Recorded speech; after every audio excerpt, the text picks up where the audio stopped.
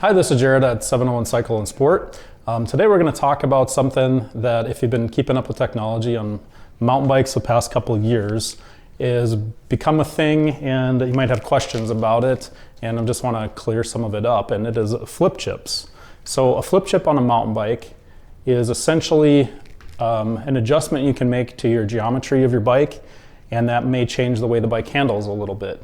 So I've got two bikes here with me that are going to kind of explain, or I'm going to kind of explain and show you what the two various options are and how we go about adjusting them and why or why not you may want to adjust them. I guess I could start off with, this is my personal bike. It's a Pivot Trail 429, and it has what they call a low or a lower setting. And in those lower settings, what you get as a benefit of it is a lower bottom bracket height. And what that allows you to do is feel like you have a better lower center of gravity. So as you're riding, the bike should handle and corner better, harder, faster, for whatever you're comfortable with. And it's the same thing with the Specialized Stumpjumper Expert that we have here today. Both of those bikes do essentially the same thing. The biggest difference between the two bikes is there's a little more drop that happens with the Stumpjumper.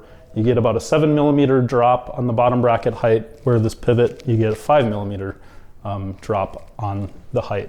So the other part of this that's interesting is that both bikes, when you change that, it does handle a little bit different.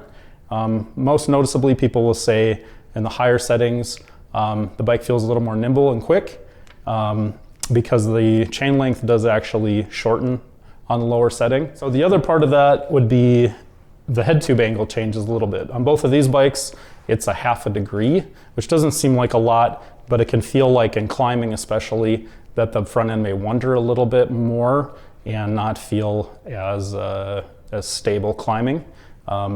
With that small amount, it might not be very noticeable. You can probably cut me again.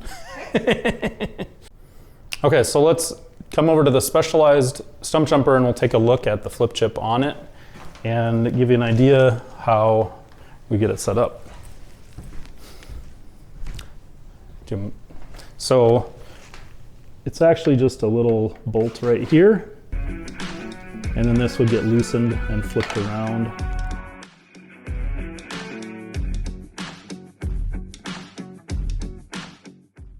Yeah, after we've looked at the Specialized, we'll come look at the Pivot. One thing to remember on the Pivot is you actually have to do 2 locations, which is located here on the pivot of the Pivot. And those will show you right on here the low and low setting. So when it's in that position, that is the low, not the lower, but same thing.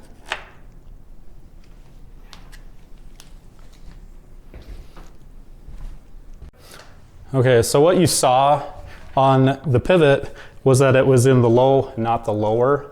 And though you couldn't tell, this bike was in the low setting of the two, the low and the high. And the reason for doing that is my bike, I think the last time I raced the Dakota 5.0, I set it in low and not the lower, just because of some clearance issues with rocks and roots and things down there, where I wanted to be able to pedal and not worry about pedal striking. That's another advantage maybe of being able to adjust the bike, is to the different terrain that you ride and how you'd ride. So majority of the time riding around North Dakota, low is pretty safe. We don't have a lot of obstacles to get up, over, around, through, however you want to say that. And yeah, so that basically does it for our information about flip chips. If you want to leave a note underneath this video, you can do so, and tune in next time for our next Mechanic Monday. Thanks. You can't bring me down. You can't stop me now.